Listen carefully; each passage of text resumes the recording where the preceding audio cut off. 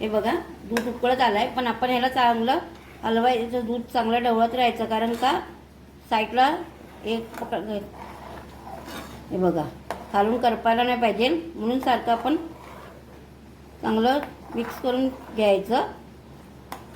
हे बघा रबडी बनवते मी. हे बघा 1 लिटर दूधचा हे आटून कमी झालं, याला सारखं आपण आटवत राहायचं.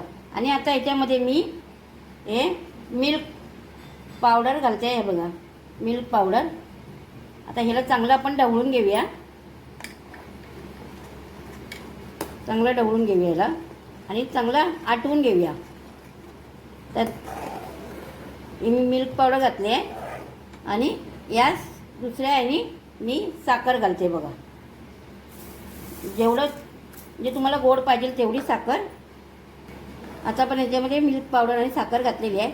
हे चांगलं आपण ढवळून घेऊया. किनारीला असं चिटकलं असतं ना दूध आटून ते आपण चांगलं काढून घ्यायचं. आणि हे आता मी आणखीन आटवते, आटवून घेते. मी जास्त व्हिडिओ मोठा बनवत नाही, म्हणून मी थोडा कमी तुम्हाला दाखवते. याचा मी चांगलं आटवून घेते. हे बघा एवढं मी रबडी ही मी एवढी पातळ, थंड झाली की थोडी घट्ट होऊन जाईल ना, म्हणून एवढी बनवलेली आहे. ही आता आपण रबडी आपली रेडी झालेली आहे. तुम्ही दूध आटवा चांगला आणि चांगला ढवळा बस.